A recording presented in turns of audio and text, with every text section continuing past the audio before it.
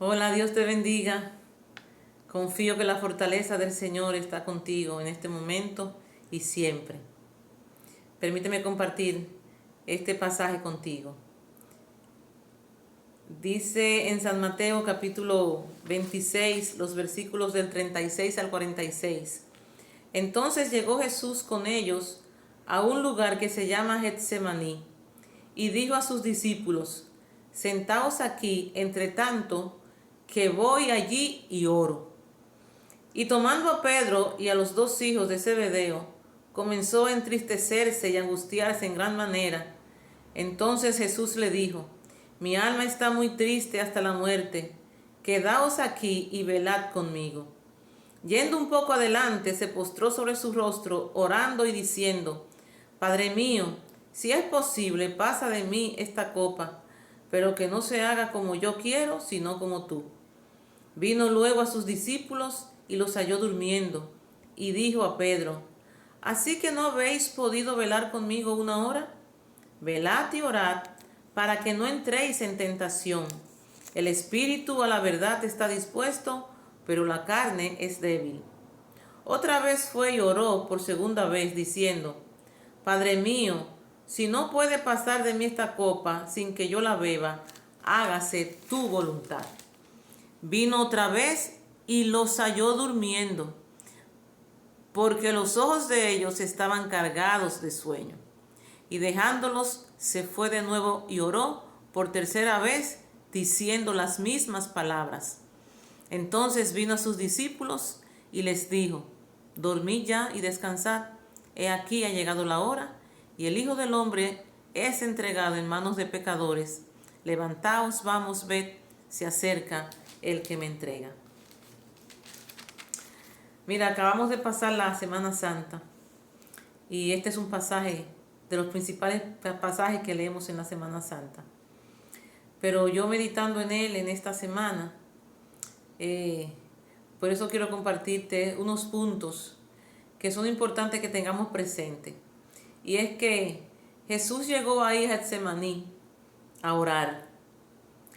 Pero fíjate que Jesús no llegó porque estaba apurado.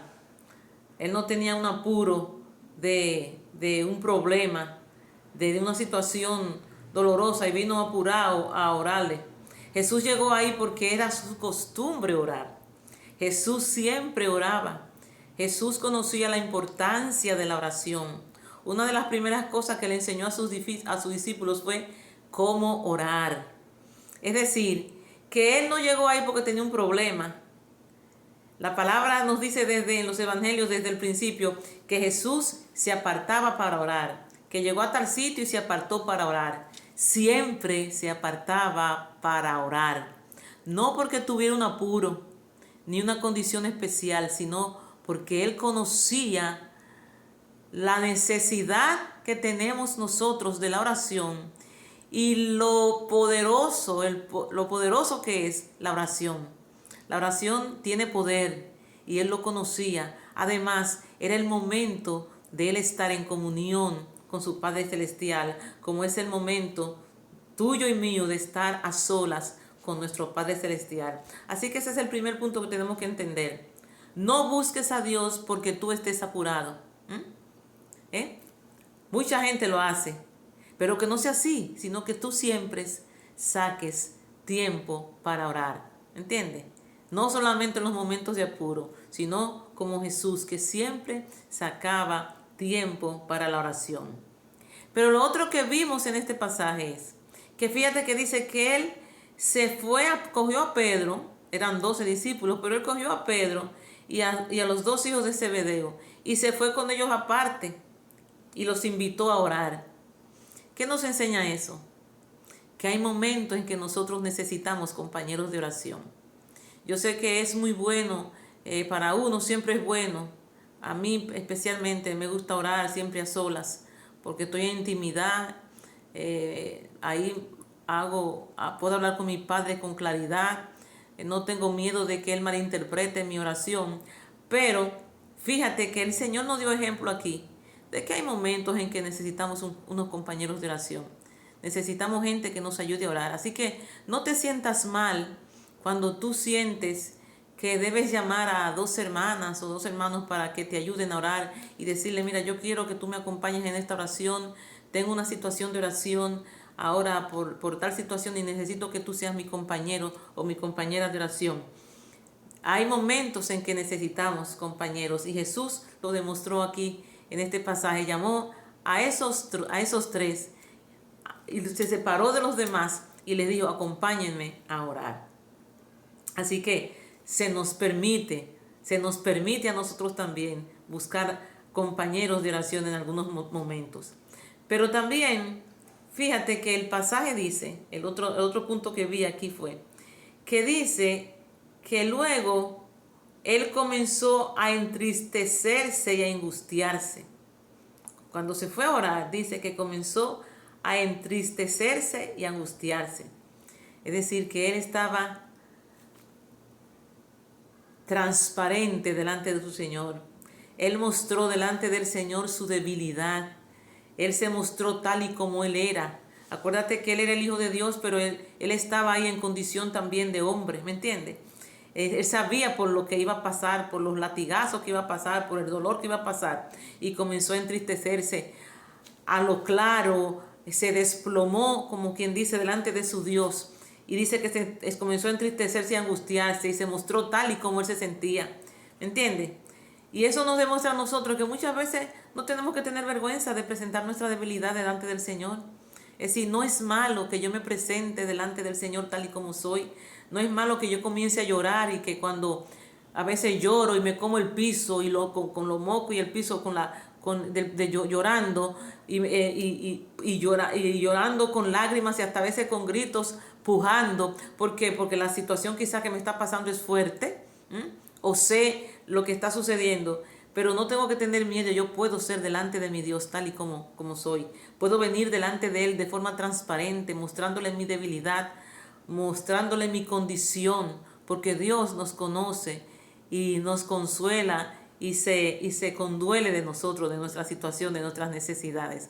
Así que otra cosa que Jesús nos demostró ahí es que sí podemos entristecernos delante de Él y podemos angustiarnos, porque Dios precisamente está para eso, para darnos la fortaleza y el consuelo que necesitamos. Así que podemos mostrarnos delante de Él tal y como somos.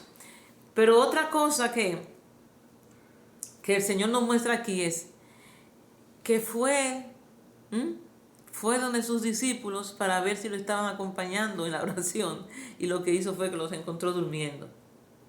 Los encontró durmiendo.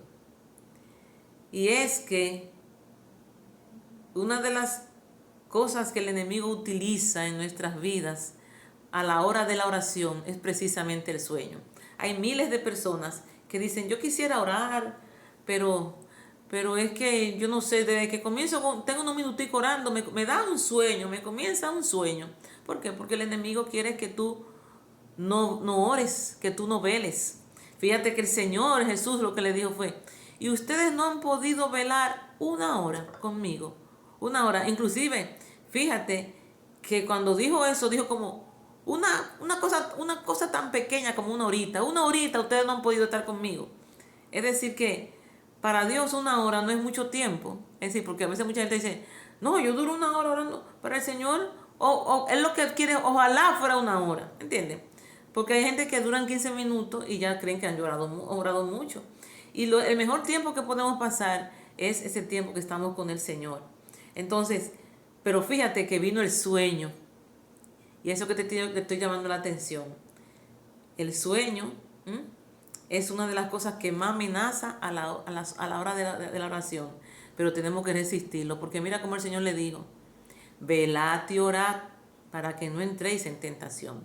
Es decir, le dijo, si ustedes no velan, si ustedes no oran, cualquier tentación que se presente los va a derrumbar.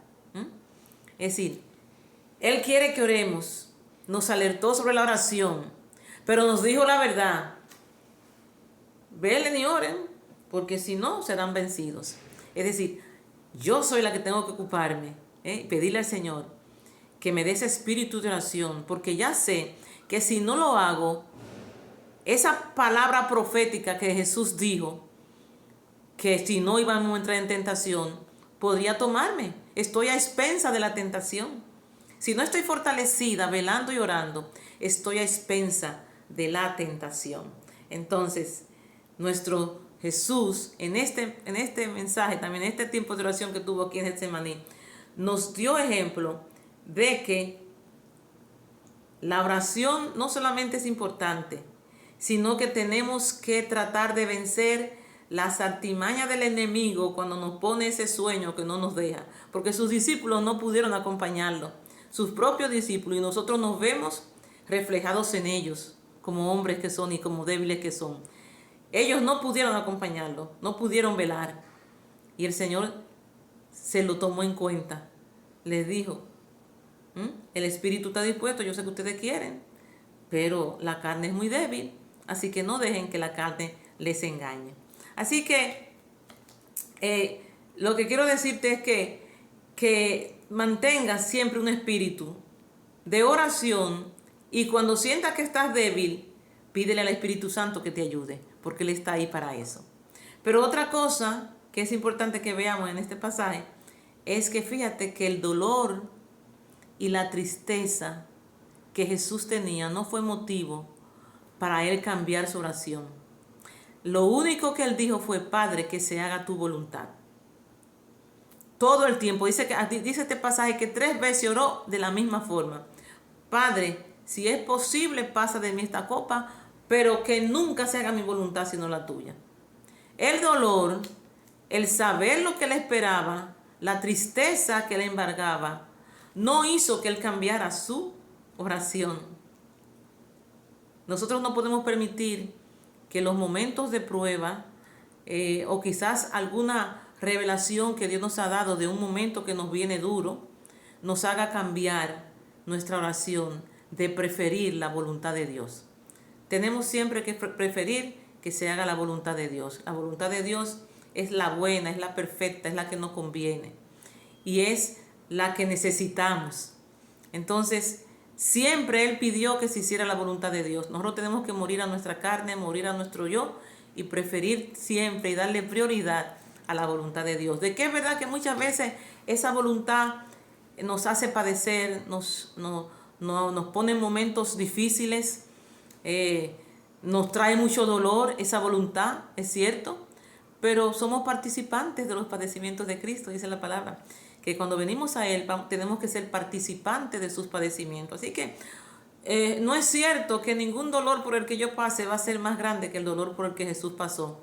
Y el dolor que Él pasó no lo hizo cambiar de opinión, de preferir la voluntad de Dios. Así que pidamos al Señor que nos fortalezca y que siempre pidamos la voluntad de Dios por encima de todas las cosas.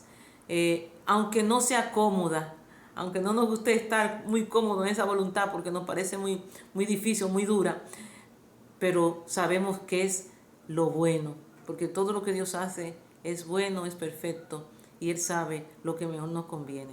Así que quería compartir eso contigo, estos puntos contigo, que sepamos que esa lectura de Getsemaní, de Jesús en Getsemaní, ese momento que Él pasó ahí, nos da enseñanza de cuál era el carácter del Señor y cuál es el carácter nuestro muchas veces como débiles, pero que debemos esforzarnos por siempre tratar de hacer lo que Él nos enseñó que conviene a nuestra manera de vivir en santidad para honra y gloria de su nombre. Dios te bendiga.